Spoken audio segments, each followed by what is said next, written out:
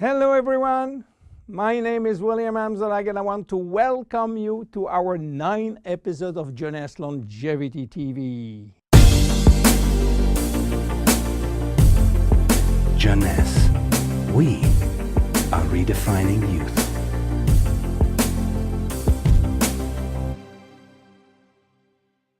Obesity, or should I say globesity. Today, obesity is a worldwide epidemic disease.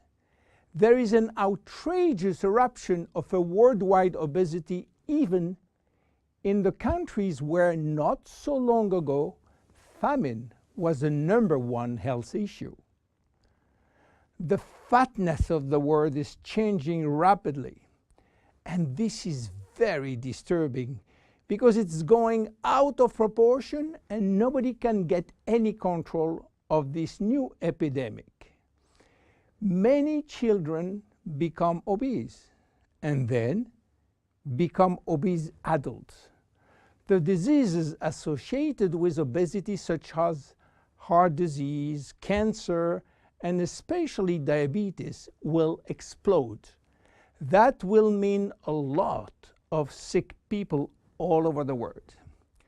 The cost in terms of death, diseases, and money spending is just astronomical.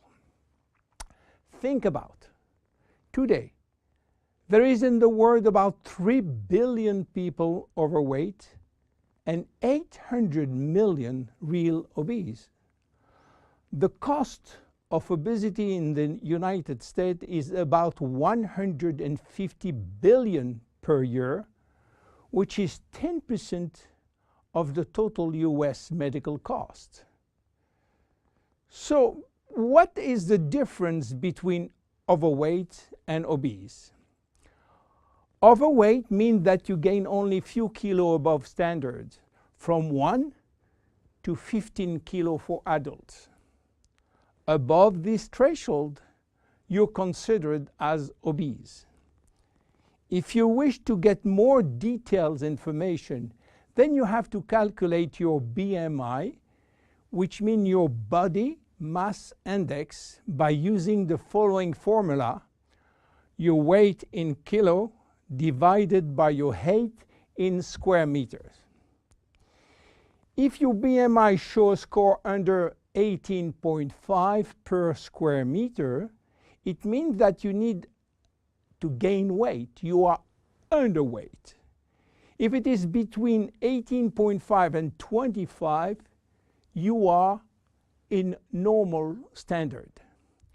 Between 25 and 30, you are overweight, and above 30, you are qualified for obesity. Note that BMI is a standard tool which do not apply in extremes like very tall people or very small people, and also should be adapted to children. Why people become obese? It is very simple in theory, but become more complicated when we reach fat metabolism. We are gaining weight or fat when we eat more than we spend in terms of calorie, or when we spend less than we eat in terms of calorie. So how do we get energy? The body will get energy only from the food, knowing that 1 gram of carbohydrate will release 4 calories, same for proteins, but 1 gram of fat will release 9 calories. So all depend on how much you eat and what kind of food you eat. If the food is rich in fat or in protein or in sugars. Now, how do we spend energy? There are 3 ways to spend energy. The first one is what we call basal metabolism, which is the necessary energy required to get our body working and all our million of chemical reaction working and working properly. This requires approximately 1 calorie per kilo and per hour. So if you weigh 60 kilo, you will spend in 24 hours 60 multiplied by 24 equal 1,440 calories per day. And this is good news because you have no control on that. The second spending is the necessary energy to fight against heat or cold. And these depend on the environment and the way that you are protected against heat or cold. It is called thermogenesis. And again, you have little control on that. The third one is the energy required to move your body, and that is entirely up to you. This is to say that physical activity is the only controllable way to spend energy. We will see later that this very simple way of gaining or losing weight is influenced by many, many other factors, and especially the control of fat metabolism by a sophisticated group of hormones. So why such epidemic? To understand, we have to go back 20,000 years ago. As surprising that it can be, our genes have not changed for the last 20,000 years. At this time, life for humans was quite difficult. In fact, life was based on food availability, and food was really available only during spring and summer. The rest of the time, no food, almost famine. Our genes has to adapt and to work in accordance with this alternance of abundance and famine, and they create a kind of energy storage. The fat cell was born.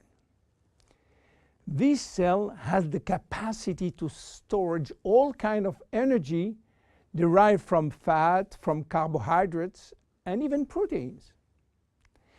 It can increase 50-fold its size and retain energy in the form of triglycerides. Because of uncertainty of food availability, our genes were oriented toward the saving mode, which means that every time we eat, all the energy coming from the food was oriented in the storage facility. What happened 20,000 years later? Our genes are still oriented towards saving mode, but there is no more famine.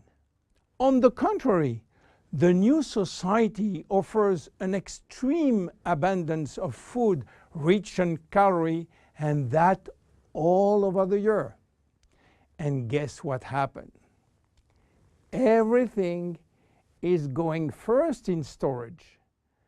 And once in storage, it is very difficult to get out.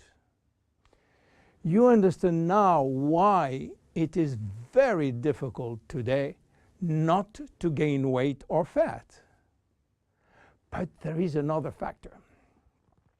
20,000 years ago, in order to bring food at home, men were hunting, fishing, or climbing trees to get fruits. And that was a huge energy spending mode. Today, with a new technology created for lifting heavy items or escalator or elevator, we reduce drastically our energy spending. You understand now why it is so easy to gain weight or fat. What are the consequences of obesity in terms of health and longevity? To make a long story short, it is a disaster. Being and staying obese will lead to a long list of chronic diseases, including cardiovascular disease, diabetes, cancer, metabolic syndrome, and consequently a drastic shortening of life. That will not account for the uncomfortable physical, emotional, and mental consequences of being heavy for ourselves and for our relationship. In terms of aging, obesity is shortening telomeres, increasing DNA damage, and reducing stem cell pool. So what to do for reducing obesity?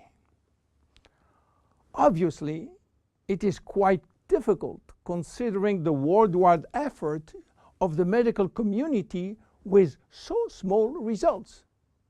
Health authorities are repeatedly organizing campaigns to inform people about the consequences of eating too much sugar or fat or the lack of exercise. But the food industry until now do not help and still putting on the market food rich in bad sugar and bad fat.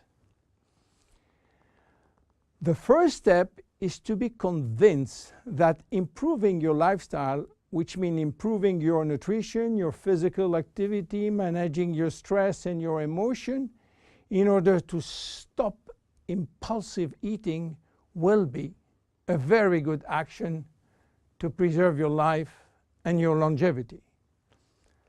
The second step will be to use specific food supplements to help managing your fat metabolism and rebuild the muscles that you lose when lacking exercise.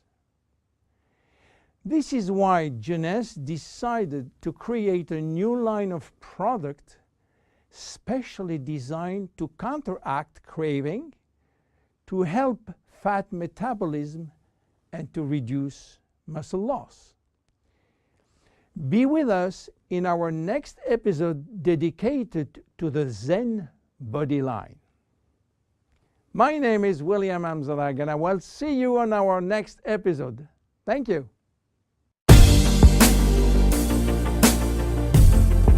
Jeunesse. We are redefining youth.